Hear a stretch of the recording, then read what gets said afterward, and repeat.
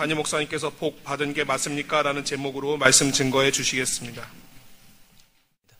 우리 믿음의 고백을 하나님께 드림으로 말씀 앞에 나가도록 하겠습니다. 하나님 나를 사랑하신다. 하나님은 내 인생의 크고 비밀한 계획 가지고 계신다. 하나님은 오늘도 나와 동행하셔서 그 계획 이루어 주신다. 아멘. 그렇게 될 줄로 믿습니다. 아멘. 작년은 종교개혁 500주년이 되는 매우 뜻깊은 한 해였습니다. 작년 한 해 동안에 종교개혁 500주년에 해당되는 기념하는 굉장히 다양한 행사들이 있었는데, 그 중에 지난해 2월 27일에 있었던 종교개혁 500주년 연합기도회라는 모임이 있었습니다. 이 모임에서 기독교 역사학자로 알려져 있는 이만일 교수님께서 한국교회가 500년 전 중세 카톨릭 교회하고 매우 많이 닮아 있다라고 그렇게 애통을 하셨습니다. 당시 교수님께서 하셨던 성토 중에 가장 인상적인 것이 이것입니다. 예수님 믿으면 돈 잘 벌고 공부 잘하게 된다는 소위 여의도 복음이 한국교회를 오염시켰다. 이만일 교수님께서 말씀하신 여의도 복음이라고 하는 것은 여의도 순복음교회의 조용기 목사님께서 주장하셨던 삼중 축복이라고 하는 것을 일컫는 말입니다. 조용기 목사님은 예수 그리스도를 믿어서 구원을 얻으면 사람이 영원히 잘 되는 축복을 누리고 범사가 잘 되고 강건하게 되는 축복을 누린다라고 그렇게 설교를 아주 하셨습니다. 사실 조용기 목사님께서 말씀하신 삼중의 축복이 그 자체로 신학적으로 문제가 있다고 보기는 어렵습니다. 왜냐하면 조용기 목사님 말씀하신 삼중의 축복의 근거가 요한 3서 1장 2절에 나오는 말씀이기 때문입니다. 이렇게 기록이 되어 있죠. 사랑하는 자여 내 영혼이 잘됨과 같이 내가 범사에 잘되고 강건하기를 내가 간구하노라. 이 말씀에서 요한 사도가 그의 수신자들인 성도들에게 축복을 빚는 내용이 세 가지입니다. 영혼이 잘되고 범사가 잘되고 육체가 강건해지는 복입니다. 그런 점에서 삼중의 축복 그 자체가 신학적으로 문제가 있다고 보기는 어렵습니다. 그렇다면 왜 성경에 나오는 것으로 보이는 이 세 가지 축복이 한국교회를 오염시켰다는 비판의 목소리가 나오게 되는 것일까요? 요한 3서를 읽어보면 요한 사도가 그의 성도들에게 이렇게 축복하게 된 배경이 그들이 진리 안에서 행하고 있기 때문이라고 이렇게 나와 있습니다. 쉽게 말하면 요한 사도는 그의 수신자들이 진리 안에서 행하고 있기 때문에 하나님께서 그들에게 영혼이 잘되고 범사가 잘되고 강건하는 복을 주시는 것이 마땅하다고 생각했다는 것입니다. 특별히 요한이 그의 요한 서신을 쓸 때가 초대교회가 굉장한 핍박을 받던 시절이었기 때문에 누군가가 진리 안에서 행하려고 한다면 그는 진리 때문에 굉장한 핍박을 받아야만 했습니다. 그러니까 적어도 그런 사람이 고백하는 믿음이라면 진실한 믿음일 수밖에 없고, 그런 진실한 믿음을 고백하고 있는 사람에게 하나님께서 세 가지 복을 주시기를 그는 축복하고 있는 것입니다. 그런 점에서 만약 조용기 목사님께서 주장하시는 삼중의 축복이 이렇듯 진리 안에서 행하다가 고난을 받는 자들에게 주는 복이라면 그 복은 지극히 성경적입니다. 그런데 우리가 잘 알고 있는 것처럼 여의도 순복음에서 나오는 복음은 본질적으로 고난을 면제시켜주는 복음이지 고난과 함께 가는 복음은 아니라는 것입니다. 예수님 믿으면 영혼이 잘 되는 거 맞습니다. 예수님 믿으면 범사가 잘 되고 강건해지는 것도 어쩌면 지극히 당연할 수 있습니다. 그런데 그것만이 복음은 아닙니다. 무엇이 진짜 복음인가? 그런 복을 주실 것을 믿기 때문에 진리 안에서 사는 것입니다. 그리고 때로는 그 진리 때문에 고난도 받을 수 있는 믿음이라야 하나님께서 우리에게 주시는 복이 진짜 복이 된다는 것입니다. 그런데 안타깝게도 한국 교회를 또 한국 사회를 굉장히 어렵게 만드는 여의도 복음의 본질은 고난이 없는 복음이고 성공이 본질이 되어버린 복음입니다. 이러다 보니까 복음이 가벼워지고 굉장히 교회가 말하는 구원이 굉장히 값싸지는 것이 현실입니다. 분명한 것은 우리가 성경에서 만나게 되는 하나님은 복을 주시는 하나님이 맞다는 사실입니다.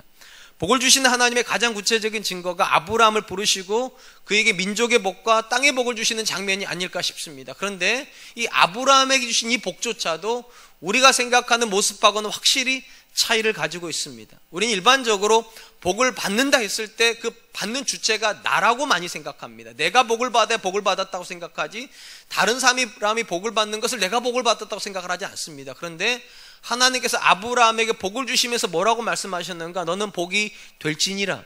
쉽게 말하면 아브라함이 복을 받는 게 목적이 아니라 그가 누군가에게 복을 흘려보내가지고 그가 복을 받는 게 진짜 목적이라는 것입니다. 그리고 심지어 하나님께서 아브라함에게 주신 복은 고난을 면제시켜주는 복도 아닙니다. 아브라함이 받았던 가장 큰 복이 무엇입니까? 이삭을 낳는 것이죠. 100세에 도무지 낳을 수 없는 아들을 그가 낳았습니다. 낳고 나서 얼마의 시간이 흐른 다음에 하나님께서 인내하신 명령이 무엇입니까? 아브라함에게 가장 큰 복이었던 이삭을 번제로 드리라는 것입니다. 상식적으로 생각을 해보면 이미 100세가 훌쩍 넘어버린 사람에게 이 아들은 마지막 아들인데 이 아들을 하나님께 드리고 나면 그는 더 이상 자식을 못 보게 됩니다. 딜레마에 빠지게 됩니다. 하나님께 주신 복을 지키려고 하면 하나님의 명령을 버려야 됩니다. 그런데 하나님의 명령에 순종하려고 하면 하나님 주신 복인 아들을 내어놔야 됩니다. 우리는 결론을 잘 압니다. 아브라함은 복을 지키려고 하지 않습니다. 하나님께 자기의 아들을 내어드립니다. 아마도 아브라함은 이렇게 생각했던 것 같아요. 아무리 많은 복을 가지고 있어도 하나님 없으면 못 살고 하나님만 계시면 아무런 복이 없어도 살 수 있다. 그의 인생의 가장 큰 복은 하나님이었다는 것이죠. 그래서 그는 아끼고 사랑했음에도 불구하고 심지어 그 아들을 드리고 나면 굉장한 고통이 엄습해 올 것이 뻔함에도 불구하고 그는 아들을 내어줍니다. 그래서 우리는 아브라함을 믿음의 조상이라고 부르는 것이죠.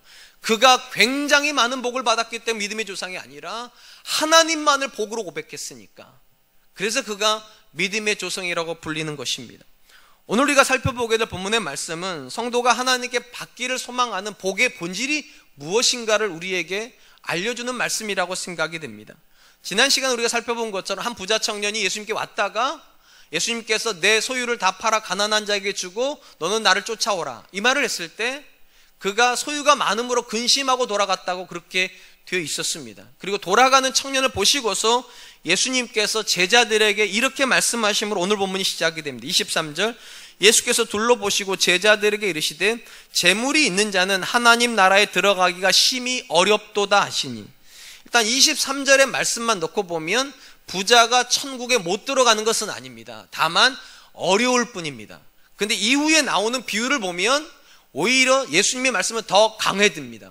못 들어가기 어려운 정도가 아니라 아예 들어갈 가능성이 없다고 말씀하시고 계시기 때문입니다. 25절 말씀입니다. 낙타가 바늘기로 나가는 것이 부자가 하나님 나라에 들어가는 것보다 쉬운 일을 하시니. 예수님 그 당시 이 유대인들이 알고 있는 동물 중에 가장 큰 동물이 낙타가 바늘기로 통과하는 것이 부자가 천국에 들어가는 것보다 쉽다. 쉽게 말하면 낙타는 바늘기로 못 들어가죠. 여러분이 가지고 계신 바늘기는 얼마나 큰지 모르겠는데 못 들어가죠. 바늘기는 실이 들어가기도 어렵죠. 최근에 제 아내가 바늘에다 실을 못 넣어 저보고 넣어달라고 하는데 저도 잘 안 들어가더라고요. 이제는 노안이 조금 왔는지 그 얇은 실도 못 들어가는 바늘기를 그 등치 큰 낙타가 어떻게 들어가요? 낙타가 못 들어가면 놀랍게도 이 본문상으로 보면 부자도 절대로 못 들어가는 겁니다. 근데 여러분 아직 결론을 내리지 마시기를 바랍니다. 이 말 듣고 어떤 분은 굉장히 애통해요. 나 부자인데 어떻게 하나. 또 어떤 분은 굉장히 통쾌해요. 내가 부자가 아니니까. 근데 그런 개념이 아닙니다. 아직 결론 내리지 마세요. 이 본문에서 예수님은 절대로 부자는 나쁜 사람이다 이렇게 말하고 계시는 게 아니에요. 나쁜 사람이기 때문에 절대로 천국 못 들어간다 그렇게 강조하시는 게 아닙니다. 오히려 이렇게 말씀하심으로 예수님께서 강조하려고 하는 내용이 따로 있습니다. 그것을 찾아내는 것이 오늘 본문의 가장 큰 목적이 될 것입니다. 일단 주목할 것은 예수님께서 부자가 천국에 들어가는 것이 어렵고 심지어 불가능하다고 말했을 때 제자들이 보인 반응입니다. 그들은 놀랐다 이렇게 되어 있습니다. 우리 성경에 놀랐다라고 번역되어 있는 이 단어는 원래 문자적 의미는 놀라서 마비가 된다. 쉽게 말하면 어떤 사실 앞에 충격적인 사실 앞에 딱 들으면 사람이 얼음이 된다고 그러잖아요. 생각이 하나도 안 나고 멍해지는 상태예요. 바로 그 상태를 말하고 또는 경악한다. 너무 놀라가지고 화가 날 정도라는 그런 의미를 가지고 있습니다. 그러니까 쉽게 말하면 예수님께서 부자가 천국에 들어가지 못한다고 말했을 때 제자들은 자기들이 생각했던 것과 약간의 차이가 있어서 다소 놀란 게 아니라 너무 큰 차이가 있어서 생각이 정지가 돼버렸다는 겁니다. 이건 도대체 뭐지? 왜 부자가 아예 천국에 못 들어가는 거지? 이 정도까지 생각을 했다는 것입니다. 그렇다면 여러분 왜 제자들은 이 정도까지 놀랐을까요? 이유는 하나입니다. 그 당시 유대인들이 가지고 있었던 부자에 대한 고정관념 때문입니다. 전통적으로 유대인들은 부자가 된다는 것은 하나님께 복을 받았다라고 생각을 했습니다. 하나님께서 사랑하는 자녀들에게 복을 주심으로 그들이 부자가 된다고 그렇게 믿었기 때문이죠. 이런 유대인들의 생각을 가장 잘 보여주는 말씀이 욥기에 나옵니다. 욥기에 보면 욥의 고난의 시절에 그를 위로하기 위해서 3명의 친구가 오게 되는데 그 중에 한 사람이 대만 사람 엘리바스라고 하는 사람입니다. 그가 욥에게 위로를 해주면서 악한 사람의 인생에 일어나는 일들에 대해서 이렇게 말하는 장면이 나옵니다. 욥기 15장 29절, 여기서 그는 악한 사람입니다. 그는 부유하지 못하고 재산이 보존되지 못하고 그의 소유가 땅에서 증식되지 못할 것이라. 이 엘리바스는 어떻게 생각을 했는가? 복은 하나님께로부터 오는 것이고 당연히 물질도 하나님께로부터 오기 때문에 악한 사람에게는 물질이 오지도 않고 왔다 하여도 유지가 되지 않고 다 흘러나가 버린다는 것입니다. 이 말을 뒤집어 놓고 보면 누군가가 부자가 되었다는 말은 그는 하나님께 복받은 사람이란 뜻일 것이고 하나님이 그 물질을 지켜주고 있는 사람입니다. 이런 등식에 의하면 당연히 부자가 되었다는 것은 의롭다는 뜻일 것이고 의로운 사람이라면 당연히 천국에 가는 거죠. 그래서 이 당시 유대인들은 다 부자는 당연히 천국을 가는 거라고 생각을 했는데 예수님께서 그 도식을 완전히 깨버리신 거죠. 오히려 부자가 천국에 들어가는 것이 낙타가 바늘귀로 들어가는 것보다 어렵다 이렇게 말씀하신 거니까 굉장한 파격일 수밖에 없습니다. 여기서 우리가 이제 주목해야 될 것은 이것입니다. 왜 예수님께서 이렇게 말씀하시냐는 거예요. 왜 전통적으로 부유함을 복이라고 생각을 했는데, 그리고 우리도 다 그렇게 생각을 하는데 오히려 이 본문상에서 예수님이 말씀하시는 것은 거꾸로입니다. 부유함이 저주가 될 수 있다는 거죠. 우리가 천국 가는 것을 가로막는 가장 큰 주적이 될 수가 있다. 왜 이렇게 말씀을 하시는가? 이 부분에서 우리가 주목할 것은 예수님께서 물질에 대해서 산상수훈에서 어떻게 말씀하셨는가입니다. 산상수훈에 이런 말씀이 나와요. 마태복음 6장 24절, 한 사람이 두 주인을 섬기지 못할 것이니 혹 이를 미워하고 저를 사랑하거나 혹 이를 중히 여기고 저를 경히 여김이니라. 너희가 하나님과 재물을 겸하여 섬기지 못하느니라. 예수님께서 한 사람이 하나님께로부터 받는 물질이 역설적으로 천국을 못 가도록 막는 가장 큰 장애물이 된다고 말하는 이유는 딱 하나입니다. 그 물질이 하나님을 밀어내고 주인 노릇을 하기 때문이라는 것이죠. 쉽게 말하면 물질은 아무 생명력이 없는 것 같은데 놀랍게도 그 물질이 우리 인생에 들어오면 생명력을 가진다는 겁니다. 그리고 우리를 지배하기 시작한다는 거예요. 그러면 주인이 되어버린다는 겁니다. 하나님은 저와 여러분들에게 물질을 다스리라고 주셨는데 역설적으로 그 물질이 우리를 다스리는 일이 벌어지기 때문에 부유해지면 부유해질수록 천국으로부터 멀어지는 일이 벌어진다는 거죠. 그리고 실질적으로 성에서 만나는 많은 사람들이 복을 받아서 하나님께 멀어지는 역사를 기록하고 있습니다. 그래서 예수님께서 말씀하시는 거예요. 물질이 많은 사람이 복을 받은 것이 아니라 사실은 물질을 많이 받은 사람은 위험한 사람이라는 거예요. 왜냐? 물질이 그 사람을 다스릴 확률이 굉장히 높아지기 때문에요. 이를 잘 보여주는 대표적인 두 사람이 있습니다. 한 사람은 사울이라는 인물이고 또 한 사람은 솔로몬이라고 하는 인물입니다. 제가 이 두 사람을 얘기하려고 하는 이유는 이 두 사람은 상식적이지 않은 엄청난 복을 받은 사람이기 때문입니다. 사울은 이스라엘의 초대 왕입니다. 그가 초대 왕이 되는 것은 지극히 비정상적인 겁니다. 왜냐? 사울이 왕으로 뽑힐 때 이스라엘은 12지파였고요. 그 12지파 중에 사울이 속해 있던 지파는 베냐민 지파입니다. 그리고 당시 베냐민 지파는 이스라엘에서 가장 연약한 지파이고 가장 비참한 지파였습니다. 왜냐? 사사기에서 전쟁을 일으킨 지파이거든요. 누가 생각을 해도 왕이 나와야 된다면 가장 큰 지파인 유다 지파이거나 에브라임 지파에서 나와야 되는 건데 가장 끝의 지파인 베냐민 지파에서 사울이 왕이 됩니다. 상식적이지 않은 이 큰 은혜를 받아가지고 그가 왕이 되었는데요. 그 위에 우리가 기대하는 건 이런 거잖아요. 그 상식적이지 않은 절대적인 은혜를 받았으면 하나님이 더 가까워지고 하나님을 절절하게 붙잡고 뭐 이래야 될 것 같잖아요. 근데 그는 왕이 되는 순간부터 권력의 지배를 받기 시작합니다. 인기의 지배를 받기 시작합니다. 물질의 지배를 받기 시작합니다. 그리고 하나님을 멀리 해버립니다. 솔로몬은 어떤가? 여러분, 솔로몬이 다윗의 아들인 건 다 아시죠? 그러면 솔로몬은 다윗의 몇째 아들일까요? 걱정하지 마세요. 천국에서 하나님 절대로 이런 거 안 물어봅니다. 근데 저니까 물어보는 거예요. 몇째 아들일까요? 10째 아들입니다. 여러분, 이스라엘은 장자 문화인 거 아시죠? 장자 문화는 위에서부터 장자권이 내려오는 겁니다. 그러니까 이 솔로몬이 장자권을 가지고서 이스라엘 왕이 되려면 적어도 9명의 형들이 뭔가 문제가 있어야 돼요. 그럴 확률이 몇 %겠냐는 거예요.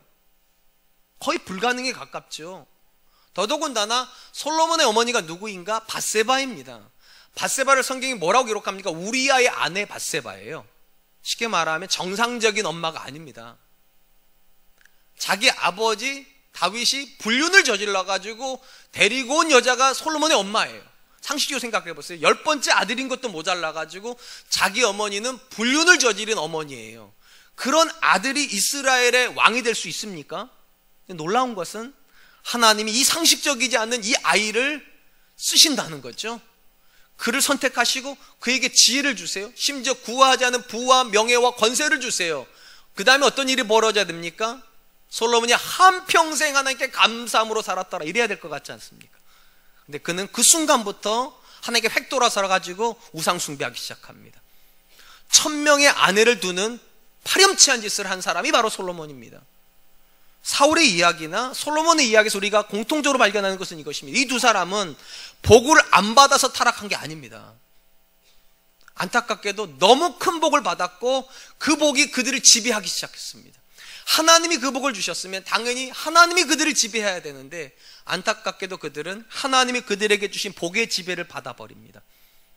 그래서 하나님으로부터 멀어지는 것이죠. 사랑하는 성도 여러분, 우리가 성경에서 복이라고 말하는 이 복의 본질에 대해서 조금 이해할 필요가 있다고 생각을 합니다. 일반적으로 우리는 사람들이 부유해지거나 건강해지고 원하는 일이 잘 되면 그 사람 복 받았다고 얘기를 합니다. 물론 이게 복이 아닌 건 아니에요. 근데 성경은 사실은 물질의 양을 가지고 복을 가늠한 적이 없다는 데 문제가 있습니다. 성경에서 복을 가늠할 때 가장 중요하게 생각하는 건 양이 아니라 거리입니다. 어떤 거리요? 하나님과 나의 거리요. 그래서 시편의 기자가 뭐라고 말하는가? 여호와를 가까이 하는 것이 내게 복이라. 그러니까 하나님이 가까워지는 게 복이지 물질의 양이 늘어나는 게 복은 아니라는 것이죠.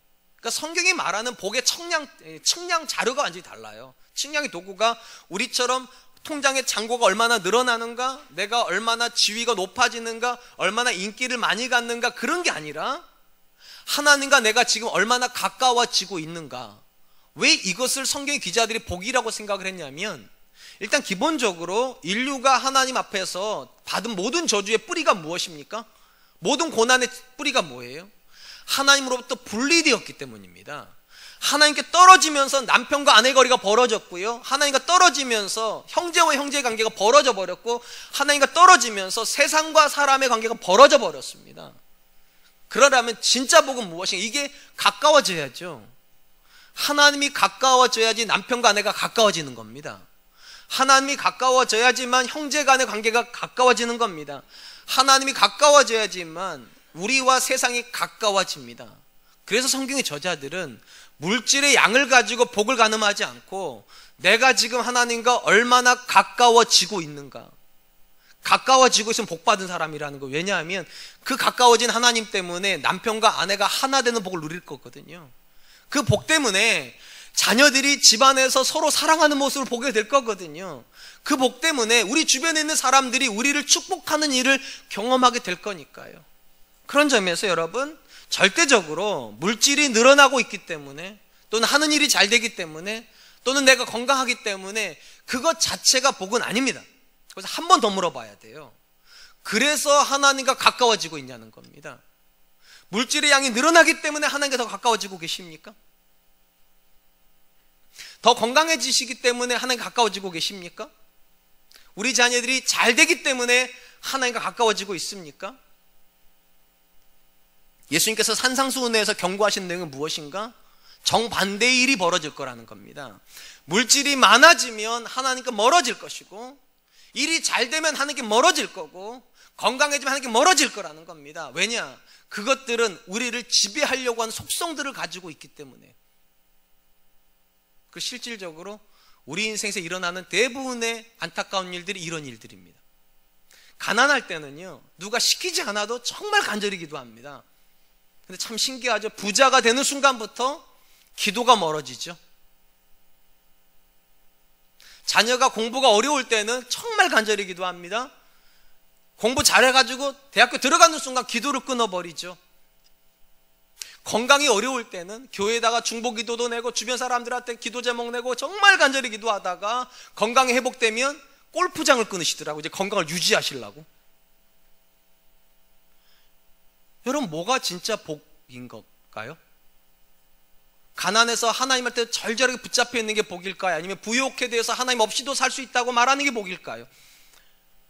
건강이 없을 때 정말 하나님 살려달라고 욥처럼 간절히, 또 야곱처럼 간절히 하나님 붙잡을 때가 복일까요? 아니면 너무 건강해져가지고 그 건강을 누리고 그 건강을 유지하려고 교회 일도 못할 정도로 바쁘게 돌아다니는 게 그게 복일까요?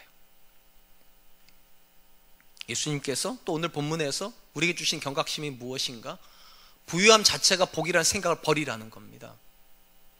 왜냐하면 부유함은 오히려 역설적으로 우리를 하나님께 멀어지게 하는 굉장한 무서운 힘을 가지고 있다는 거예요. 그 부유함 때문에 사람은 하나님의 도움을 간구하지 않을 거거든요. 그 부유함 때문에 마치 내가 이미 복을 받은 사람인 것처럼 생각을 하여 하나님과 내 거리를 전혀 측정하려고 하지 않을 거니까. 오히려 성경이 우리에게 물어보는 것은 여러분의 물질의 양이 얼마나 늘었냐가 아니에요. 또 여러분들이 얼마나 가난해졌는가도 아니에요. 그거 아무 상관없이 그것 때문에 하나님과 가까워지고 있는가. 가까워지고 있으면 어떤 상황에 들어가 있어도 우리는 복받은 사람이 맞습니다. 한편 예수님께서 낙타 비유를 통해서 우리가 가지고 있는 물질관에 대한 역설적인 이야기를 하셨을 때 제자들이 서로 놀라면서 이런 말을 주고받았다라고 성경 기록을 합니다. 26절입니다. 제자들이 매우 놀라 서로 말하되 그런즉 누가 구원을 얻을 수 있는가 하니. 여러분, 이 본문에 보니까 제자들이 매우 놀란 다음에 그 다음에 한 이야기가 굉장히 좀 이상해요. 분명히 예수님은 부자가 천국에 못 간다고 그랬는데 제자들은 지금 어떻게 받아들이고 있습니까? 모든 사람이 천국 못 간다고 받아들이는 겁니다. 쉽게 말하면 이런 거예요. 부자도 못 간다면 도대체 누가 천국에 갈 수 있는가? 그래서 질문하는 거잖아요. 그렇다면 누가 구원을 얻을 수 있는 겁니까? 그러니까 그 당시 기준으로 보면 부자는 당연히 천국 가야 되는 거예요. 근데 부자가 못 간다고 그랬으면 그럼 천국은 갈 수 있는 사람이 없는 거네? 이 생각을 가지고 예수님께 질문했을 때 예수님이 뭐라고 대답을 하시는 거예요? 27절. 예수께서 그들을 보시며 이르시되 사람으로는 할 수 없으되 하나님으로는 그렇지 아니하니 하나님으로는 다 하실 수 있느니라. 예수님께서 지금 두 가지를 구분하세요. 사람이 할 수 있는 일과 사람이 할 수 없는 일. 쉽게 말하면 이 땅에서 보여지는 모든 영역에서 사람은 모든 걸 다 할 수 있습니다. 그런데 구원이라는 관점에서는 사람이 할 수 있는 일이 하나도 없습니다. 오직 하나님이 은혜 주셔야지만 구원을 받는다. 구원은 사람의 능력이 아니라 하나님의 은혜이다. 지금 예수님의 이 표현은요, 구원의 관점에서 혁명적인 선언입니다. 왜냐하면 당시 유대인들에게 있어서 구원의 가장 결정적인 역할을 하는 것이 율법이었습니다. 그러니까 율법을 행함으로 의를 얻고 의를 얻음으로 하나님께 옳다함을 얻고 옳다함을 얻은 사람이 천국 가는 거예요. 다시요, 유대인들은 어떻게 생각했다고요? 율법을 행함으로 의를 얻고 의를 얻음으로 옳다하심을 얻고 옳다하심을 얻은 사람이 천국 가는 건데, 그런 관점으로 따지고 놓고 보면 가난한 사람보다는 부자가 유리합니다. 한 번만 생각해 보세요. 부유한 사람은 부모를 공경하는 게 어렵습니까? 쉽습니까? 물론 뭐 부자들이 다 부모 공경하는 건 아니지만 신앙이 있는 사람 입장에서 부유하면 부모님에게 용돈 팍팍 줄 수 있잖아요. 아니에요? 가난한 사람은 먹고 살기도 힘들어가지고 부모 공경할 여유도 없는데 부자들은 부모 공경하는 게 쉽습니다. 심지어 부자들은 거짓말할 필요도 없습니다. 생존을 위해서 이미 충만한 돈을 가지고 있기 때문에 속일 필요가 없어요. 그런데 가난한 사람은 오늘의 생존을 위해서 50원짜리를 500원으로 팔아야 되고 또는 5,000원에 팔아야 돼요. 가난하다는 이유만으로요. 또 가난한 사람은 팔 수 있는 게 없으면 훔쳐라도 와야 돼요. 도둑질의 문제가 벌어져요. 그러나 부자는 훔쳐올 필요가 없어요. 이렇게 놓고 보면, 율법이라는 관점에서 놓고 보면 가난한 자보다는 부자가 훨씬 유리합니다. 아니에요? 맞아요. 그래서 부자들은 자기가 굉장히 괜찮은 사람인 줄 착각합니다. 나는 누구 속이지도 않으니까, 나는 누구 거 빼앗지도 않으니까, 난 누구한테 손해도 안 끼치니까. 그런데 그런 생각에다가 주님께서 제동을 거시는 거예요. 그렇다고 천국에 가는 거 아니라고. 오직 하나님의 은혜로만 가는 거라고. 우리가 이 본문에 와서야 비로소 왜 예수님께서 부자가 천국에 가는 게 거의 불가능하다고 말씀하신 줄 발견하게 됩니다. 부자는 자기 능력 때문에, 자기가 가지고 있는 소유 때문에 은혜에 간절하지 않습니다. 하나님의 은혜 없어도 자녀를 키워낼 수 있거든요. 하나님의 은혜 없어도 웬만한 사업은 다 해낼 수 있거든요. 하나님의 은혜 없어도 좋은 의사 때문에 건강의 문제가 다 해결이 됩니다. 그렇기 때문에 하나님께 간절하지 않습니다. 우리가 지난 시간에 만났던 부자 청년, 그도 스스로에게 굉장히 자부심이 있었죠. 왜냐, 그는 부자였기 때문에 율법을 지키는 게 굉장히 쉬운 문제였습니다. 예수님께 와서 말하잖아요. 어려서부터 내가 다 지켰다고. 근데 예수님께서 거기에 관심 있지 않아요? 네가 하나님께 얼마나 절절하냐죠. 얼마나 하나님 은혜에 간절하냐는 거죠. 그걸 보이라고 너의 소유를 다 팔라고 말씀하시는 거죠. 근데 그는 하나님의 은혜에 절절하지 않습니다. 그래서 근심하고 돌아가 버립니다. 사랑하는 성도 여러분, 누가복음 18장에 비유가 하나 나오는 거 아시죠? 거기에 보면 바리새인과 세리가 기도하러 나가는 비유가 나옵니다. 바리새인이 앞에 나가서 손을 번쩍 들고 기도합니다. 하나님, 나는 저 세리와 같지 않아요. 토색, 간음, 그리고 음란하지 않습니다. 그리고 일주일에 이틀씩 금식을 하고 심지어 나는 11조를 드립니다. 자신 있게 얘기를 합니다. 근데 세리는 그 시간에 뒤쪽에서 가슴을 탕탕 치면서 뭐라고 말합니까? 아무 말도 못해요. 오직 나를 불쌍히 여겨달라고. 근데 놀라운 것은 이 비유가 마감되는 시점에 예수님께서 뭐라고 말씀하십니까? 이가 저 사람보다 의롭다 하심을 받고 내려갔다고. 여기서 말하는 이가 세리입니다. 자랑할 게 하나도 없어가지고 가슴을 팡팡 치면서 나를 좀 불쌍히 여겨달라고 말했던 그 세리가 자랑할 게 너무 많아서 손을 들고 하나님 앞에 내가 이렇게 삽니다, 내가 이런 율법을 지켰습니다 하는 바리새인보다 더 의롭다함을 얻었다. 왜 그럴까요? 이게 신앙의 본질이기 때문입니다. 신앙은 본질적으로 내가 하나님 앞에 얼마나 대단한 사람인가를 증명하는 거 아닙니다. 신앙은 본질적으로 내가 하나님 앞에 얼마나 형편없는 사람인가를 얘기하는 겁니다. 그래서 하나님이 필요하다고. 나는 하나님이 필요하다고. 하나님, 나는 내 자녀를 키우기에 너무 형편없는 부모라고. 나는 내 남편과 내 아내랑 살기엔 너무 형편없는 배우자라고. 나는 주님의 교회를 섬기기엔 너무 부족하고 너무 형편없는 직분자라고. 하나님, 나를 좀 불쌍히 여겨달라고. 그게 신앙이죠. 근데 부자는 그게 잘 안 된다는 겁니다. 왜냐? 너무 유능하니까요, 스스로. 너무 잘났으니까요, 스스로. 너무 할 수 있는 게 많아졌으니까요. 그래서 천국에서 점점 멀어진다는 거예요. 사랑하는 성도 여러분, 혹시 여러분의 인생의 목표가 나의 유능함을 증명하는 것인 분이 계십니까? 내가 얼마나 대단한 사람인지, 내가 얼마나 훌륭한 사람인지 내가 증명해내리라, 그런데 관심 있는 분들 계십니까? 분명히 있습니다. 이 중에요. 이런 분들의 특징, 말씀과 기도 없이 자녀 키우려고 합니다. 말씀과 기도 없이 사업하려고 합니다. 말씀과 기도 없이 부부생활하려고 합니다. 저도 압니다. 얼마든지 말씀과 기도 없이도 자녀 잘 키우는 분들 나옵니다. 말씀과 기도 없이 가정생활도 잘하는 분들 나옵니다. 사업도 잘하는 분들 나옵니다. 근데 여러분, 진짜 불행을 제가 말씀드릴까요? 여러분이 잘하면 잘할수록 여러분의 가정에 하나님은 가까워지지 않습니다. 왜냐? 여러분들이 이미 하나님이시니까요. 여러분의 자녀는 문제가 생기면 하나님을 찾지 않고 여러분을 찾을 겁니다. 여러분의 배우자도 문제가 생기면 하나님께 기도하지 않고 여러분을 찾을 겁니다. 여러분의 직장의 부하 직원들도 문제가 생기면 여러분을 찾을 겁니다. 부자는 그런 사람들이니까요. 능력이 있어서 다른 사람들이 찾아오는 사람이요. 능력이 있어서 웬만한 건 다 해결해 주는 사람들이요. 그래서 자기 인생에 하나님이 그렇게 필요하지 않은 존재들이요. 이 본문에서 예수님께서 강조하는 부자의 특징이 뭡니까? 그는 자기 능력을 자랑하는 사람이지 은혜를 믿는 사람이 아닙니다.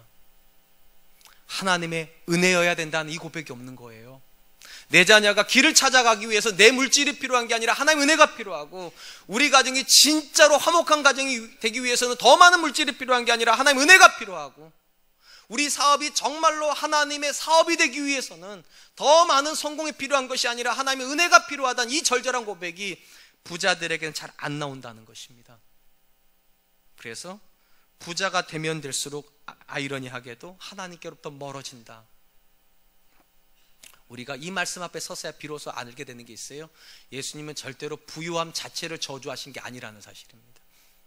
예수님이 저주하시는 부유함이 무엇인가? 그 부유함이 간절함을 뺏어가는 부유함이요, 부유해져 가지고 마음이 든든해져 버린 사람들이에요. 물질이 많아지니까 기도할 필요도 없고, 물질이 많아지니까 말씀도 배울 필요가 없고, 물질이 많아지니까 하나님의 은혜도 그렇게 중요하지도 않는 사람들이에요. 주님께 선언하시는 거죠. 그런 물질이라면 천국으로 못 가져간다는 겁니다. 근데 여러분 그거 아세요? 하나님 나라에 부자가 있을까요, 없을까요, 여러분? 천국에 가보면 부자가 그 자리에 와 있을 것 같습니까, 없을 것 같습니까? 제가 정답을 말씀드릴까요? 있습니다. 어떻게 알 수 있는가? 여러분, 아브라함이 얼마나 부자인지 아세요? 318명의 종을 가지고 있어요. 지금 여러분들은 한 명쯤은 있으신가 봐, 종들이. 다 여유를 부리고 계시는데, 우리는 한 명도 못 가져본 종을요 318명을 소유하고 있는 사람이 아브라함입니다. 근데 그는 천국에 가 있습니다. 요셉, 우리가 상상도 할 수 없을 만큼 성공한 사람입니다. 근데 그는 하나님을 경외하는 사람입니다. 부의 지배를 받는 사람이 아니라 하나님께 지배를 받습니다. 다윗, 이스라엘 역사에서 가장 성공한 인물입니다. 근데 그가 가장 원하는 게 누구입니까? 하나님입니다. 바늘길을 통과한 부자들이 있습니다. 신약의 시대는 없었는데 있었어요. 아리마대 사람 요셉, 그는 부자였습니다. 근데 예수님에게 자기 무덤을 내어줍니다. 삭개오, 그는 부자였습니다. 예수님 만나자 그 모든 부유함을 내려놓고 자기 소유의 절반을 가난한 자에게 토색하거나 불의한 것이 있으면 4배를 갚는 그런 사람이 됩니다.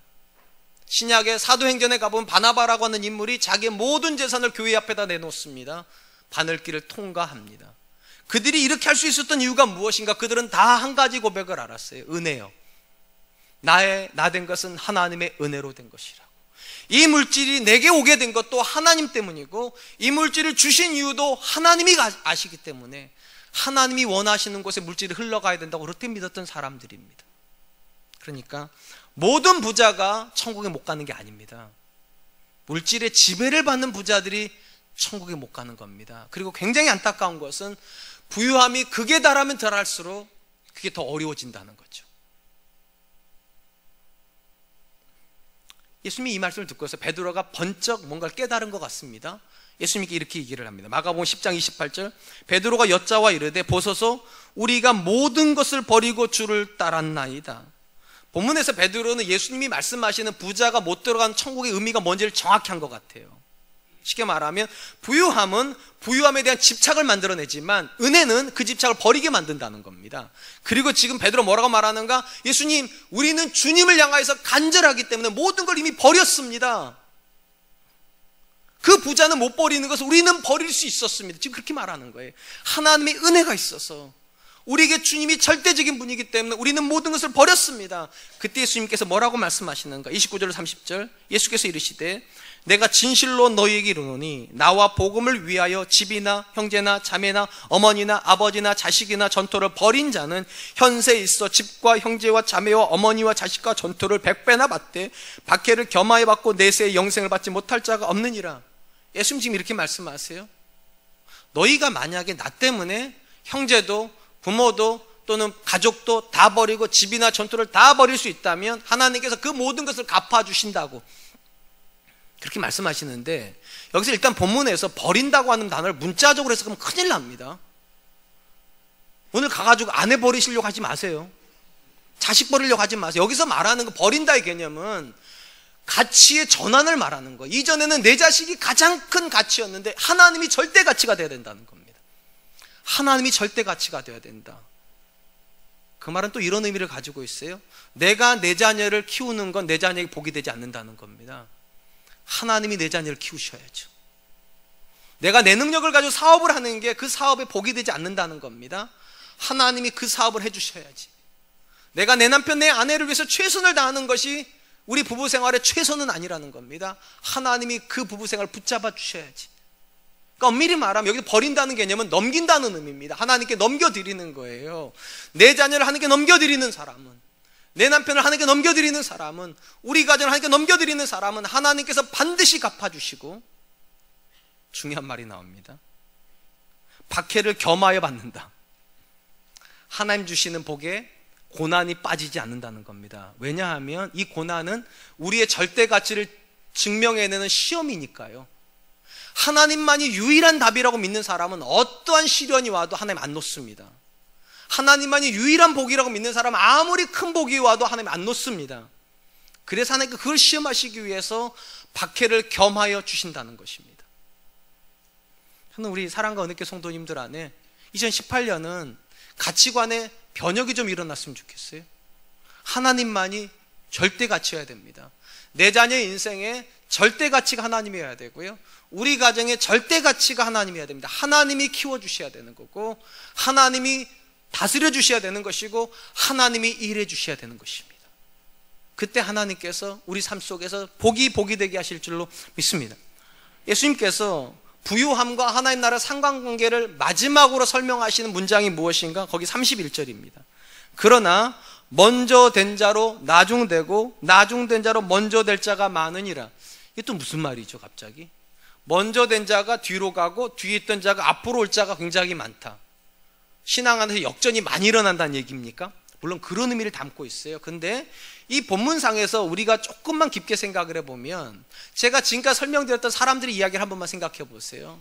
사울이 처음부터 물질의 지배를 받은 사람 아닙니다. 솔로몬도 처음부터 물질의 지배를 받았던 게 아니에요. 그들은 어느 시점까지는 하나님 붙잡고 있다가 갑자기 획가닥 돌아선 겁니다. 쉽게 말하면 오늘 우리가 하나님의 지배를 받았다고 내일도 지배를 받는 게 아니라는 겁니다. 얼마든지 바뀔 수 있다는 거예요. 내가 오늘 여기 있지만 내일은 이쪽으로 밀려나는 일이 벌어진다는 거. 신앙은 고정형이 아니니까요. 매일같이 우리가 절박해야 되는 이유가 뭡니까? 오늘 우리가 하나님을 붙잡지 않으면 내일 물질이 우리를 붙잡아 버릴 겁니다. 내가 오늘 하나님께 간절하지 않으면 내일 여러분의 마음속에 있는 죄가 여러분을 붙잡아 버릴 겁니다. 경각심이죠. 오늘이 있는 자리에 내일 내가 서 있으리란 보장이 없다면 오늘도 우리가 해야 될 일은 무엇입니까? 절대적으로 하나님 붙잡는 겁니다. 절대적으로 하나님 안에 있으려고 몸부림쳐야 되는 겁니다. 그래서 성경에서 우리에게 요구하는 게 쉬지 말고 기도하라는 거 아닙니까? 이제 말씀을 맺으려고 합니다. 우리 주변에 사람들 눈에 복 받았다고 보이는 사람들도 있고 스스로 복을 받았다고 느끼는 분들도 굉장히 많습니다. 그런데 이 모든 기준이 다 물질적인 양이죠. 양이 늘어나면 복을 받았다라고들 많이 생각을 합니다. 그런데 성경에서 말하는 복의 본질은 하나님입니다. 얼마나 하나님께 가까워지고 있는가. 이 자리에 계신 분들 중에 물질적으로 스스로 가난하다고 느끼는 분들이 계실지 모르겠어요. 아직 절망하긴 일러요. 여러분, 그 물질이 적어졌기 때문에 하나님 가까워지고 있으면 오히려 여러분 복 받은 사람입니다. 근데 진짜 불행이 무엇인가? 물질이 가난한데 하나님도 멀어진 사람들이 있어요. 이건 최악이에요.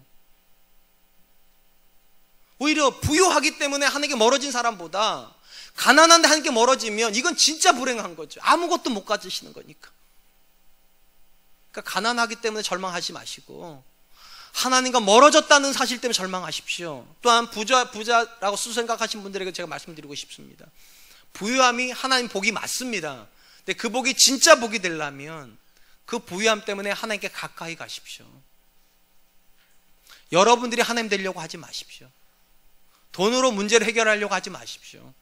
하나님이 내 자녀 키워달라고, 하나님이 우리 가정 붙잡아 달라고, 하나님이 우리 사업 붙잡아 달라고 매일같이 부르짖지 않으면 그 부유함이 우리에게 저주가 될 겁니다. 2018년 여러분들은 어떤 복을 받고 싶으십니까? 그리고 여러분이 받고 싶은 그 복이 진짜 복이 맞을까요? 거리로 생각하십시오. 그 복을 받으면 하나님께 가까워질 수 있으시겠습니까? 그 복이면 정말로 하나님께 간절해질 수 있겠습니까? 전 저와 여러분들이 그럴 수 있기를 축원드립니다. 이 시간 우리 함께 찬양할 텐데요, 나 무엇과도 주님을 바꾸지 않으리, 찬양하려고 합니다. 이 고백이 있어야지만 부유하다고 하나님 떠난 일도 없고 가난하다고 낙심하지도 않을 겁니다. 하나님이 가장 중요한 분이시니까 그분 앞에 가까이만 갈 수 있다면 우리는 오늘도 우리의 소유와 상관없이 복을 받을 수 있을 줄로 믿습니다. 우리 하나님께 찬양하겠습니다.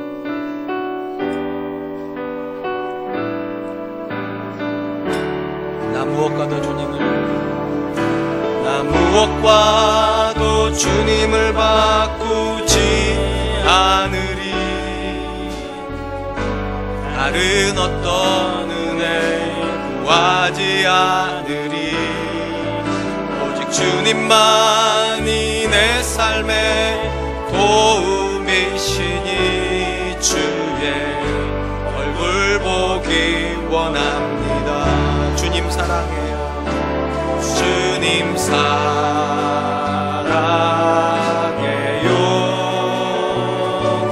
온 마음과 정성 다해 하나님의 신실한 친구 되기 원합니다. 다시 한번 합니다. 나 무엇과도 주님을 바꾸지 않으리, 다른 어떤 은혜 구하지 않으리, 오직 주님만이 내 삶의 도움이시니 주의 얼굴 보기 원합니다. 주님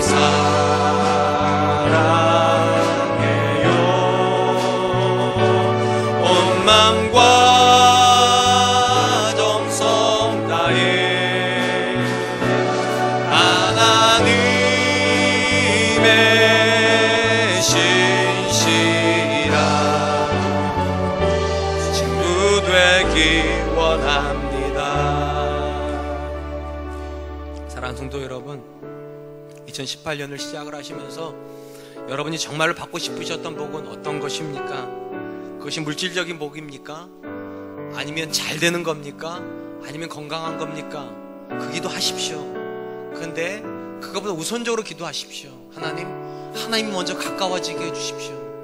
내 자녀에게 좋은 대학을 주시기 전에 하나님 먼저 가까워지게 해주시고, 우리 가정에 물질의 복을 주시기 전에 하나님 가까워지게 해주시고, 행복하기 이전에 하나님을 먼저 사랑하는 사람 되게 해주십시오. 그래야 어떤 시련이 와도 믿음이 흔들리지 않을 겁니다. 어떤 상황에 놓여도 하나님을 포기하는 일은 없을 겁니다. 이 시간에 기도했으면 좋겠습니다. 여호와를 가까이 하는 것이 내게 복이라 하셨사오니, 2018년에는 어제보다 오늘보다는 내일 하나님께 더 가까이 가는 한 해가 될 수 있도록 주님 도와주시옵소서. 우리 같이 한 번만 기도하겠습니다.